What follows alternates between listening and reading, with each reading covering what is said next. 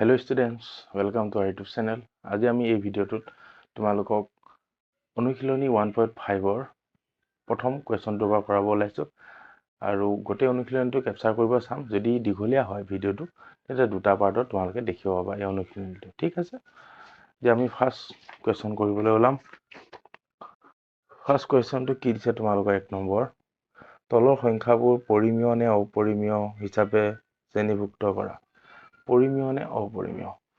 তোমালোকক পৰিমেয় আৰু অপৰিমেয় সংখ্যাবোৰৰ যিবোৰ কনসেপ্ট আছে আগৰ আমি ইমানবোৰ ভিডিও বনাই আহিছো। আমি এই সকলোবোৰত আমি ইন্ট্ৰডাকচন হওক অনুশীলনী 1 2 3 4 ইয়ালৈকে য'ত ব্যৱহাৰ আছে তাত আমি সকলোখিনি কনসেপ্ট দিছো। তেও মই এই ভিডিওটো কৰিব চেষ্টা কৰিম। যদি তোমালোকে ভালকৈ বুজিব চেষ্টা কৰা তেন্তে আগৰ ভিডিওবোৰ প্লেলিষ্টত সকলোবোৰ ভিডিও দিয়া আছে, তোমালোকে তাত গৈ চেক আউট কৰিব পাৰা। 1 নম্বৰটো চোৱা কি দিছে 2 - √5। সুধিছে যে এই সংখ্যাটো পৰিমেয় নে অপৰিমেয়। আমি সকলোৱে জানো যে √5 কি অপৰিমেয় হয়, অপৰিমেয় সংখ্যা। সেয়ে যেতিয়া কোনো সংখ্যাৰ পৰা আমি এটা অপৰিমেয় সংখ্যা বিয়োগ কৰো তেন্তে ফলাফল যি নহওক ফলাফলটো আমি কি পাওঁ, সদায় অপৰিমেয়। সেয়ে কোনো 2 এটা হল 2 হল পৰিমেয়, পৰিমেয়ৰ পৰা অপৰিমেয় বিয়োগ কৰিলে আমি সদায় অপৰিমেয় পাওঁ। সেয়ে 2 - √5 এটা অপৰিমেয়। ঠিক আছে, 2 নম্বৰটো চাওঁ। 2 নম্বৰটো কি দিছে 3 + √23 - √23। হয়, সেইটো চোৱা আমি যদি ব্ৰেকেটটো খুলি দিওঁ 3 + √23 - √23 প্লাছৰ √23 মাইনাছৰ √23 কাটা কুটা যাব হয় নে, কি পামগৈ 3 আৰু 3 তলত কি থাকে সদায় হৰ হিচাপে 1। কি হ'ব এতিয়া p = 3 q = 1 q ≠ 0। সেয়ে ই এটা পৰিমেয় সংখ্যা হয়।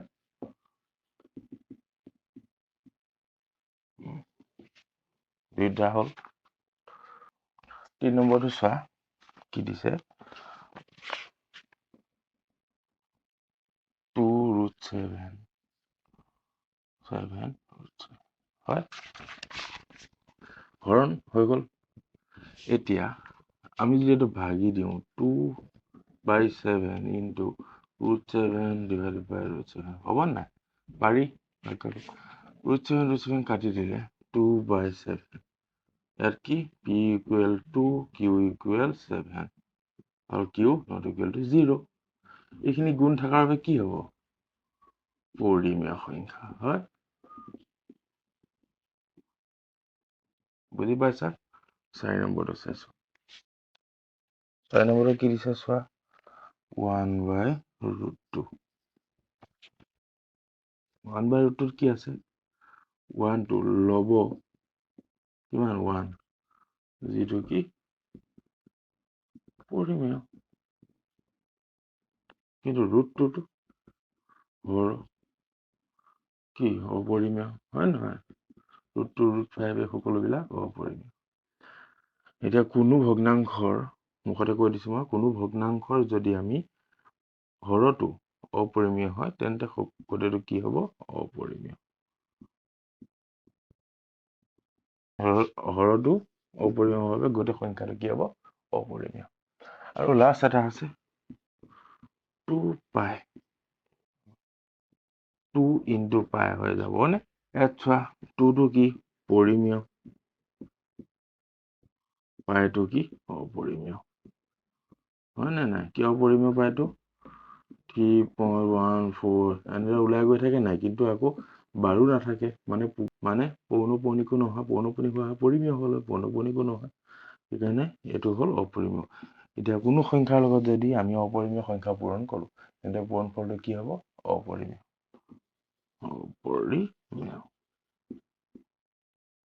ঠিক আছে, এইকেইটা হল তোমালোকৰ 1 নম্বৰৰ কেইটা এতিয়া আমি কৰাম 2 নম্বৰ 2 নম্বৰ কি দি আছে চোৱা তলৰ ৰাশিটো প্ৰতিটো ৰাশি সৰল কৰা হ'ব কৰি আছো 1 নম্বৰটো দিছে 2 নম্বৰ 1 3 প্লাস √3 2 প্লাস √2 হয় সকলোবিলাকতো অমিল দেখা গৈছে হয় কি কৰিম আমি পূৰণ কৰি দিওঁ হয় ৰাশিটোৱে এটা এই গতিটোক কৰিম এটা কি এই গতিটো পূৰণ টি চিন আছে প্লাস আকৌ √3 কৰিলে গতিটোকে 2 প্লাস √2 3 দুগুণ 6 প্লাস 3 আৰু √2 কৰিলে 3 √2 প্লাস এই দুটা পূৰণ কৰিলে 2 √3 প্লাস √2 আছে দুইটা ভিতৰত কৰিলে √6 কি হ'ব না কাটা কৰিব পাৰিম না এটোটো মিল নাই হয় নহয় মিল নাথাকাৰ বাবে আমি এনসাৰটো ইমানতে ৰখাই দিব লাগিব ঠিক আছে এনসাৰটো কি হ'ব এইটো এনসাৰ হ'ব 2 নম্বৰটো চোৱা 3 প্লাস √3 3 মাইনাস এটা কি সূত্ৰত পৰি গ'ল a plus b into a minus b সূত্ৰত পৰি গ'ল হয়নে এই সূত্ৰত পেলালে কি হ'ব a square minus b square t square minus √3 square t square মানে কিমান 3 3 গুণ 9 minus √3 ৰুট আৰু স্কয়াৰ কাটা গ'লে 3 হৈ যায় 9 পৰা 3 গ'লে 6 এনসাৰ দেই 3 নম্বৰটো কি দিছে √5 প্লাস √2 হোল স্কয়াৰ এইটো ডাইৰেক্ট সূত্ৰতে আছে a plus b whole square a square plus 2ab plus b square হয় সেইটো সূত্ৰ এটাতে ভাগি দিম আমি a square √5 square plus 2 a কিমান √5 b কিমান √2 প্লাস √2 স্কয়াৰ স্কয়াৰ দেই এইটো স্কয়াৰ স্কয়াৰ ৰুট কাটা গ'ল 5 প্লাস এইটো ৰুটৰ ভিতৰত কিমান 5 2 10 2 √10 ৰুটৰ দুটা ভিতৰত আমি মাল্টিপ্লিকেশ্যন কৰি দিলো প্লাস ৰুট আৰু স্কয়াৰ কাটা গ'ল 2 5 6 7 7 প্লাস কিমান হ'ব 2 √10 হল এইটো তোমালোকৰ এনসাৰ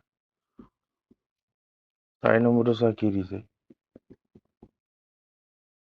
√5 minus √2 √5 plus √2 আৰু কি সূত্ৰত পৰি গ'ল একেটাই a minus b into a plus b a square minus b square সূত্র হয়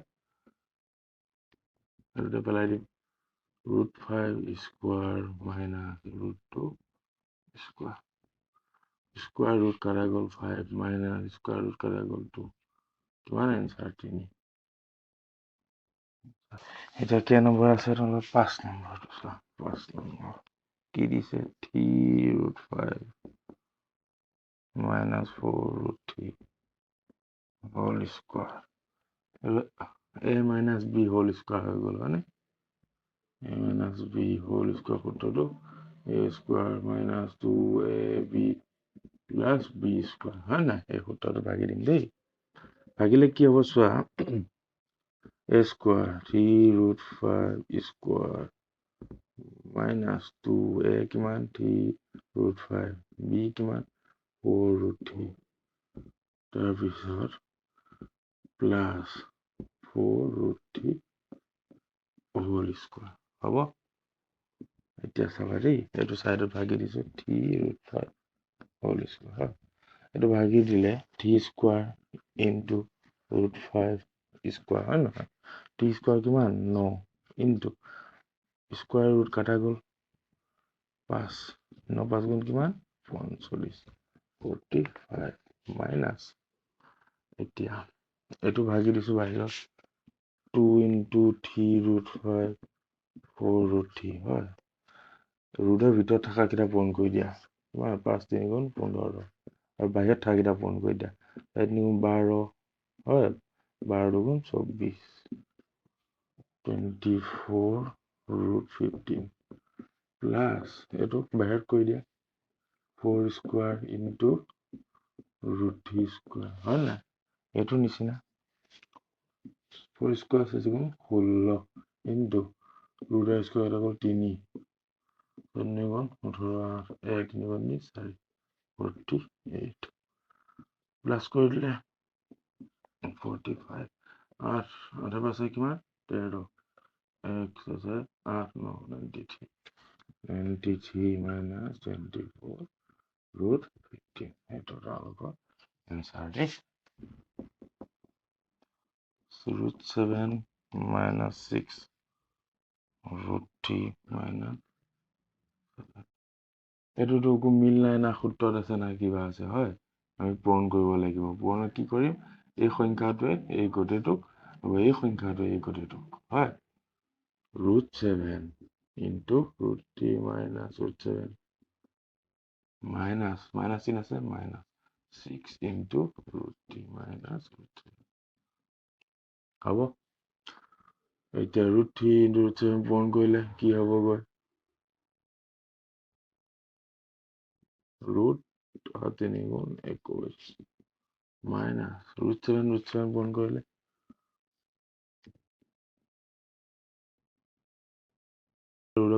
এটা ওলাই আহিব minus 6 root 3 minus 6 root 7 কি হ'ব 21 মিল আছে জানো নাই এটা এপিনে লৈ আহো minus root 3 minus 6 7 minus 7 কিবা কৰিব পাৰিম জানো নোৱাৰো সেইকাৰণে এনসাৰ যেতিয়া আৰু একো সালসলনি কৰিব নোৱাৰা হ'বা তেতিয়া এনসাৰটো ৰখাই দিলে চাই ল'বা কিবা হয় নেকি নহ'লে ৰখাই দিম এতিয়া আহিব 7 নম্বৰটো তোমালোকৰ 2 নম্বৰ কি দিছে 2 plus root 6 into 4 plus root 6 আৰু মিল আছে জানো কিবা নাই আকৌ পুৰণে কৰিব লাগিব এই গোটেইটো এইটোৱে গোটেইটো 2 into 4 plus root 6 মাজত কি আছে plus the root 6 into 4 plus root 6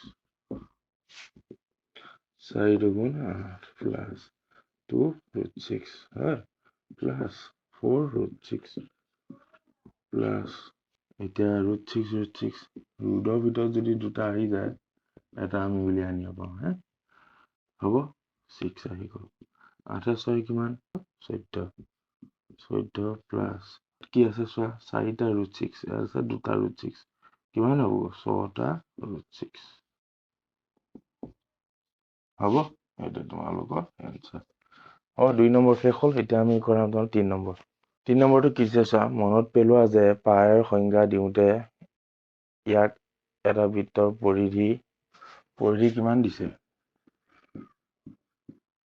c আৰু সেই ব্যাসৰ ধৰা ব্যাস কিমান